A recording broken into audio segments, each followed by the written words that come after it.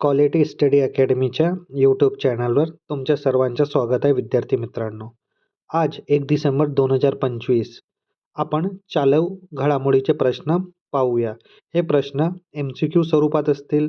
ही series आपण नवीन आपल्या YouTube चॅनलवर लॉन्च केलेली आहे. ही सिरीज UPSC, MPSC व इतर सर्व परीक्षेसाठी अत्यंत उपयोगाची राहील. इथे आपण न्यूज, स्टॅटिक GK पण कव्हर करणार. व्हिडिओ सुरू करण्याच्या आधी ज्या विद्यार्थ्यांनी क्वालिटी स्टडी अकॅडमीच्या यूट्यूब चॅनलला सबस्क्राईब केला नाही आहे त्यांनी सबस्क्राईब करून घ्या. असेच महत्त्वाचे व्हिडिओ आणि करंट अफेअरचे व्हिडिओ तुमच्यापर्यंत पोहोचतील. तर चॅनलला सबस्क्राईब करायला विसरू नका. आता चला व्हिडिओची सुरुवात करूया. पहिला प्रश्न, महाराष्ट्राचे मुख्य सचिव राजेश कुमार मीना यांचा कार्यकाळ संपल्यानंतर कोण हे पद सांभाळणार आहे या प्रश्नामध्ये विचारलेला आहे. पहिला ऑप्शन आहे आपला त्रिगुण कुलकर्णी, सेकंड ऑप्शन आहे आपला राजेश अग्रवाल, तिसरा ऑप्शन आहे आपला नवल किशोर राम आणि चौथा आहे जयकुमार गोरे. तर या प्रश्नाचं उत्तर राहणार आहे ऑप्शन नंबर 2, राजेश अग्रवाल हे आपले मुख्य नवीन सचिव राहणार आहेत. त्यानंतर पुढला प्रश्न, भारताच्या दुसऱ्या तिमाहीत GDP वाढ 2025 मध्ये किती टक्के झाली? ही 6 तिमाहीच्या सर्वोच्च आहे. तर आपला पहिला ऑप्शन आहे 7.5, सेकंड ऑप्शन आहे 8.2, तिसरा ऑप्शन आहे 6.8 आणि चौथा ऑप्शन आहे 9.1. तर या प्रश्नाचं उत्तर राहणार आहे ऑप्शन नंबर 2, 8.2 एवढी GDP मध्ये वाढ 2025 मध्ये ही 6 तिमाहीची सर्वोच्च वाढ आहे. त्यानंतर पुढला प्रश्न, 2025च्या दादासाहेब फाळके पुरस्कारचा विजेता कोण आहे? पहिला ऑप्शन आहे आपला मिथुन चक्रवर्ती, सेकंड ऑप्शन आहे मोहनलाल, तिसरा ऑप्शन आहे आपला रजनीकांत आणि चौथा ऑप्शन आहे आपला अमिताभ बच्चन. तर या प्रश्नाचं पण उत्तर आहे ऑप्शन नंबर 2, मोहनलाल. मोहनलाल हे मल्याळम चित्रपटाचे एक दिग्गज अभिनेते आहेत. यांनी 4 दशकापेक्षा जास्त काम केलेलं आहे आणि त्यांनी 350 पेक्षा जास्त चित्रपटामध्ये काम केलेलं आहे. यांना स्वर्णकमळ, शॉल आणखी 10 लाख रुपये या दादासाहेब फाळके पुरस्कारामध्ये देण्यात आले आहे. तर 2025चे दादासाहेब फाळकेचे विजेता कोण आहेत? मोहनलाल. आता पुढला प्रश्न पाहूया आपण. हा पण प्रश्न दादासाहेब फाळके पुरस्काराबद्दल आहे. पहिला दादासाहेब फाळके पुरस्कार 1969 मध्ये कोणत्या कलाकाराला प्रदान करण्यात आलेला होता? पहिला ऑप्शन आपला V. शांताराम, सेकंड ऑप्शन आहे देविका राणी, तिसरा ऑप्शन आहे पृथ्वीराज कपूर आणि चौथा ऑप्शन आहे आपला सत्यजित रे. तर या प्रश्नाचं उत्तर आहे ऑप्शन नंबर 2, देविका राणी यांना 1969 मध्ये पहिला दादासाहेब फाळके पुरस्कार देण्यात आलेला होता. आता आपण पुढला प्रश्न पाहूया. इंटरपोलचे नवे अध्यक्ष कोणाला बनवण्यात आलेले आहेत? पहिला ऑप्शन आहे लुकास फिलिप, सेकंड ऑप्शन आहे अहमद नासेर, तिसरा ऑप्शन आहे आपला जर्गन स्टॉक आणि चौथा ऑप्शन आहे आपला डेव्हिड प्रिन्स. तर या प्रश्नाचं करेक्ट उत्तर राहणार आहे ऑप्शन नंबर 1, लुकास फिलिप हे इंटरपोलचे नवीन अध्यक्ष बनवण्यात आलेले आहेत. इंटरपोल कुठली संस्था आहे? ही फ्रान्सची संस्था आहे. त्यानंतर पुढला प्रश्न, WPL 2026च्या लिलावात सर्वात महागडी खेळाडू बनलेली आहे कोणती? तर आपला ऑप्शन आहे स्मृती मंदना पहिला ऑप्शन, सेकंड ऑप्शन आहे श्रीचरणी, तिसरा ऑप्शन आहे दीप्ती शर्मा आणि चौथा ऑप्शन आहे एमिलिया केर. तर या प्रश्नाचं उत्तर राहणार आहे ऑप्शन नंबर 3, दीप्ती शर्मा ही सर्वात महागडी खेळाडू बनलेली आहे 2026चे लिलावामध्ये. तिला 3.2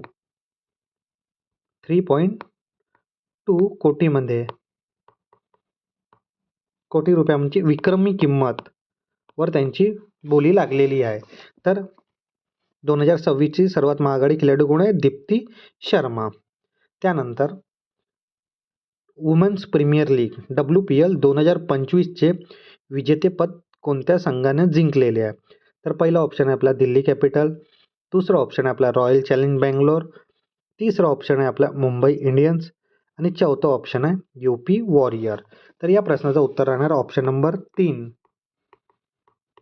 मुंबई इंडियन्स. मुंबई इंडियन्सनं कोणाला हरून हा 2025च्या WPLचं विजेतेपद जिंकलेले आहे? तर दिल्ली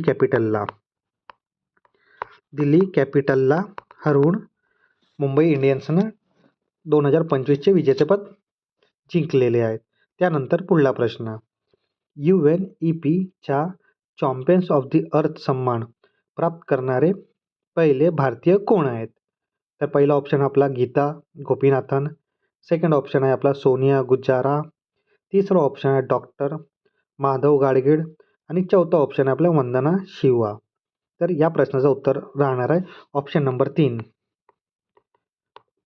डॉक्टर माधव गाडगीळ. UNEPचा हा चॅम्पियन ऑफ द अर्थ पुरस्कार पर्यावरणमध्ये विशेष योगदानासाठी दिला जातो. तर हा UNEPचा चॅम्पियन ऑफ द अर्थ पुरस्कार प्राप्त करणारे पहिले भारतीय डॉक्टर माधव गाडगीळ आहेत. त्यानंतर पुढला प्रश्न, महाराष्ट्र केसरी 67वी स्पर्धा कोणी जिंकलेली आहे? पहिला ऑप्शन आहे आपला सिकंदर शेख, दुसरा ऑप्शन आहे शिवराज राजे, तिसरा ऑप्शन आहे पृथ्वीराज मोहोळ आणि चौथा ऑप्शन आहे पृथ्वीराज पाटील. तर या प्रश्नाचं उत्तर राहणार आहे ऑप्शन नंबर 3 पृथ्वीराज मोहोळ. पृथ्वीराज मोहोळनं 67वी स्पर्धा जिंकलेली आहे. कुणाला हरवून? महेंद्र गायकवाडला हरवून त्यांनी 67वी महाराष्ट्र केसरी स्पर्धा जिंकलेली आहे. त्यानंतर पुढला प्रश्न, 16वा वित्त आयोगाचे अध्यक्ष चेअरमॅन म्हणून कोणाची नियुक्ती करण्यात आलेली आहे? तर आपला पहिला ऑप्शन आहे NK सिंग, दुसरा ऑप्शन आहे डॉक्टर अरविंद पनगडिया, तिसरा ऑप्शन आहे डॉक्टर विजय खेडकर आणि चौथा ऑप्शन आहे शक्तिकांत दास. तर या प्रश्नाचं उत्तर राहणार आहे option number 2 doctor Arvind Panagariya यांना 16व्या वित्त आयोगाचे अध्यक्ष चेअरमॅन म्हणून त्यांची नियुक्ती करण्यात आली आहे. आपले जे संविधान आहे तिथे कलम 280 हे वित्त आयोगाशी संबंधित आहे. तसेच 16व्या वित्त आयोगाचे सदस्य अजय नारायण झा,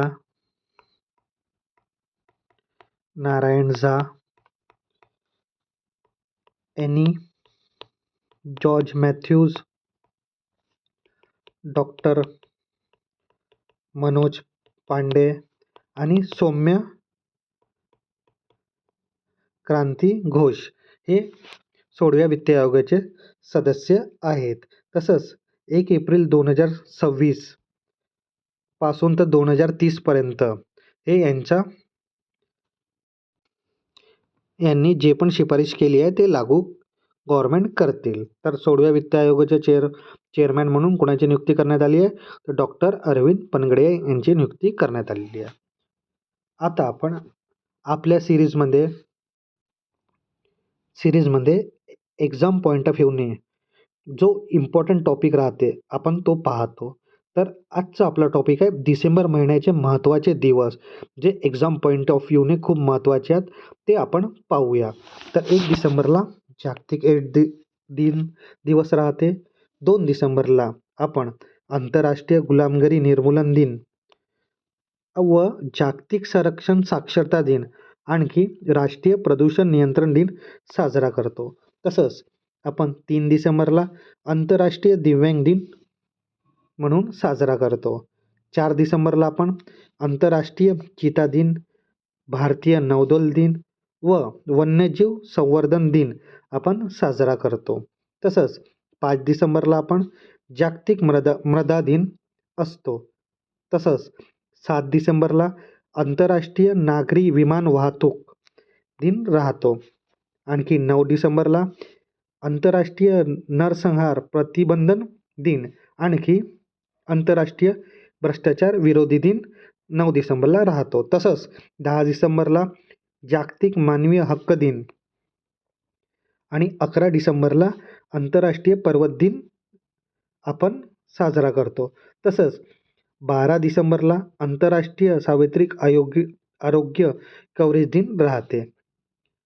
त्यानंतर 14 डिसेंबरला राष्ट्रीय ऊर्जा संवर्धन दिवस राहते. 18 डिसेंबरला आंतरराष्ट्रीय स्थलांतरण दिन 18 डिसेंबरला राहतो.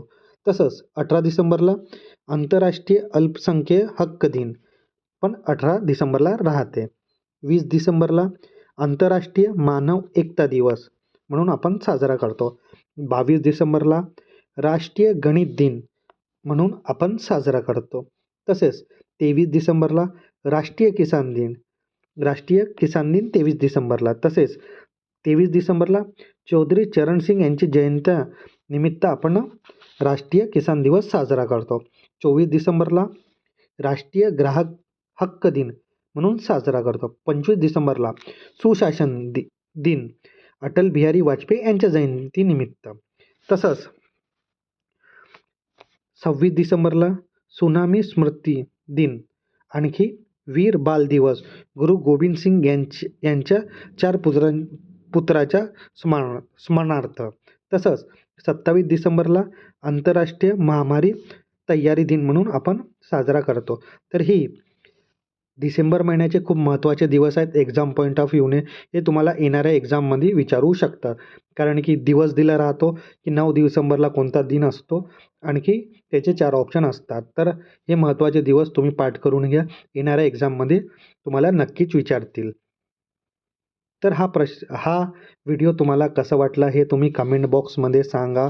क्वालिटी स्टडी अकॅडमीची ही नवीन सिरीज बद्दल तुमचे जे पण कमेंट असतील ते तुम्ही कमेंट बॉक्समध्ये सांगा. आणि जर तुम्हाला हे सिरीज आवडत असेल तर याला लाईक आणि शेअर करायला तुम्ही विसरू नका. तसंच असेच अपडेटकरिता क्वालिटी स्टडी अकॅडमीच्या यूट्यूब चॅनलला सबस्क्राईब करायला विसरू नका. धन्यवाद.